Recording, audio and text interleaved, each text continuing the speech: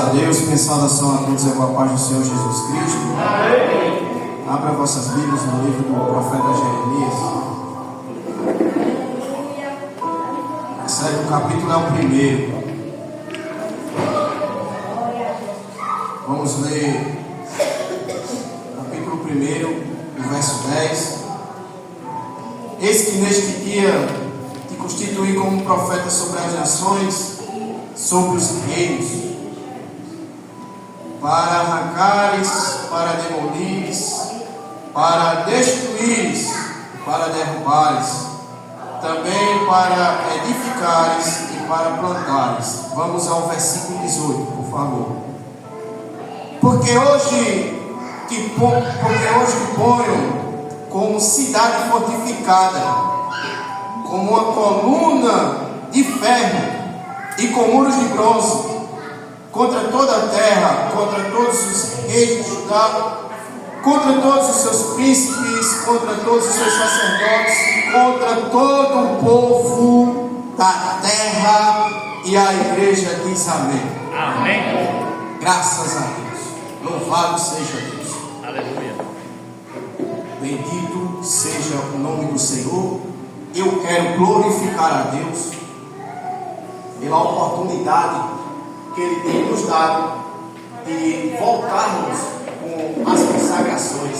Louvado seja Deus. Antes da minha esposa ministrar essa palavra, eu tinha recebido ela do Espírito.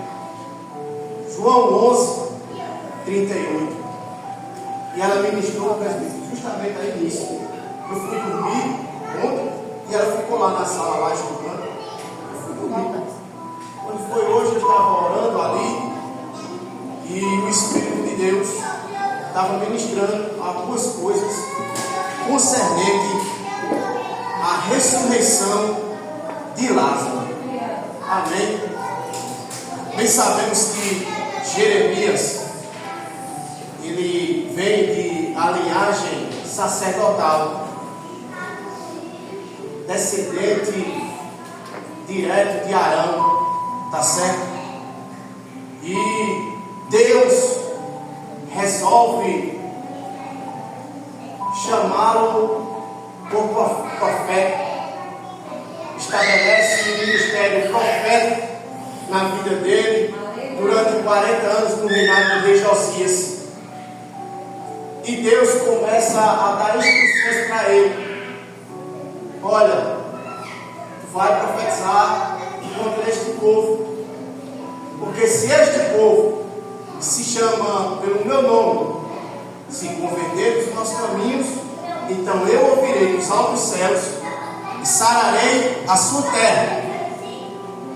Se esse povo que se chama pelo meu nome se converter dos seus maus caminhos, se o meu povo se converter dos seus maus caminhos, então eu ouvirei dos altos céus e sararei a sua terra.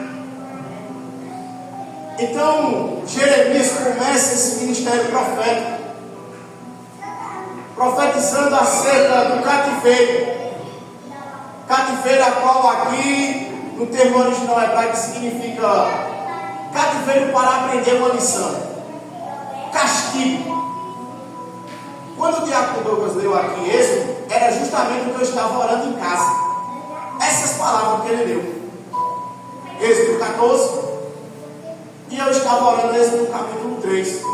Como é que pode Deus ter se apresentado a Moisés, tendo falado a Moisés: olha, eu vi a situação, o clamor do meu povo, e esse que eu vou te enviar para ser o libertador desse povo. Louvado seja Deus. Bendito seja o nome do Senhor Jesus. Porque Deus, Ele está tratando aqui, Ele quer tratar conosco nesta noite um alinhamento com a sua vontade. Eu faço o que eu quero, eu vou quando eu quero, eu vou fazer quando eu tiver oportunidade. Quando dizemos isso, tenha certeza que você não está, nem eu nem você vamos estar alinhados com a vontade de Deus. Embora muitas vezes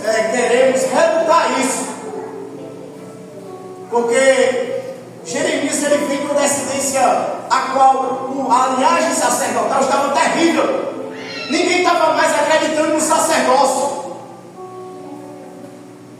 Os filhos de Arão ofereceram fogo estranhos e foram consumidos. Os filhos de Eli se prostituíam dentro do templo, comiam do sacrifício, das ofertas, perderam a arca sagrada. Ele recebe a má notícia, tem aquela crise, cai da cadeira, pega o pescoço e morre.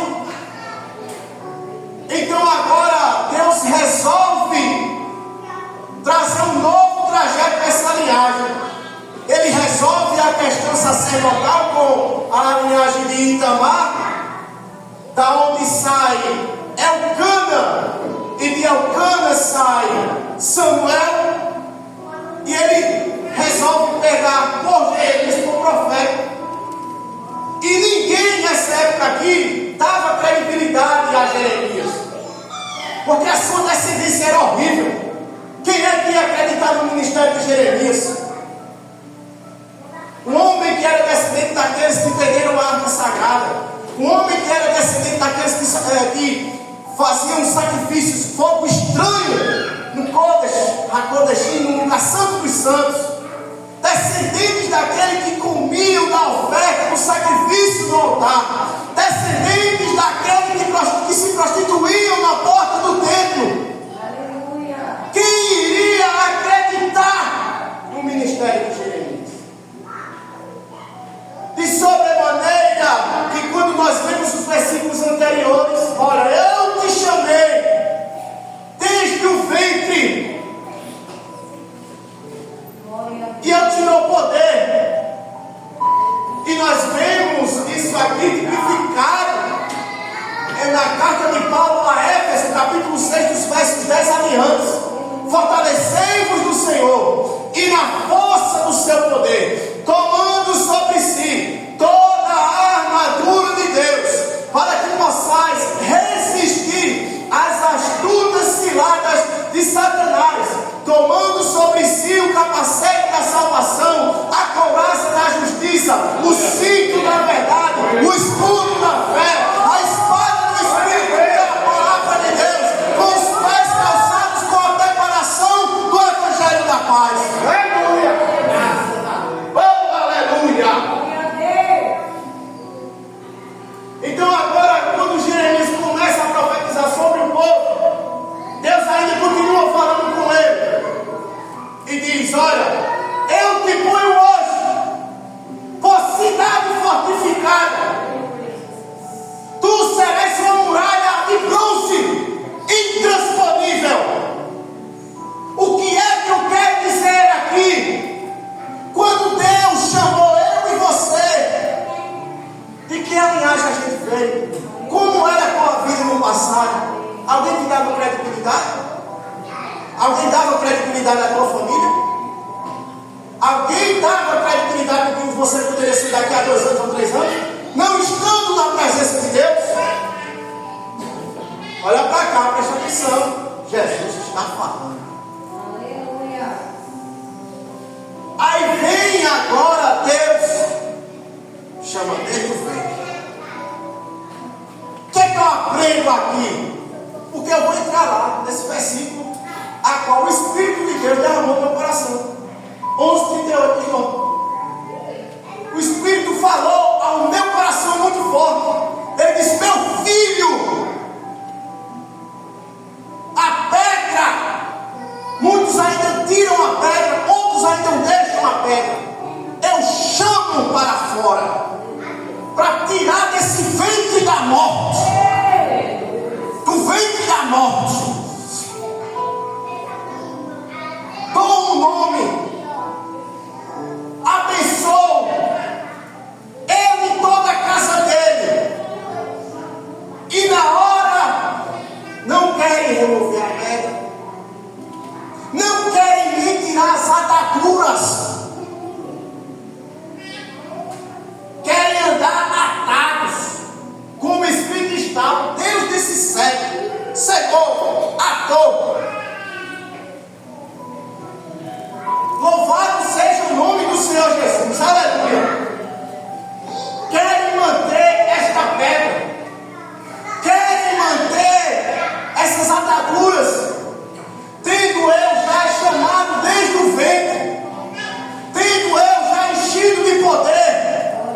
escrito está: Deus fez com que esta palavra habitasse em abundância em vossos corações.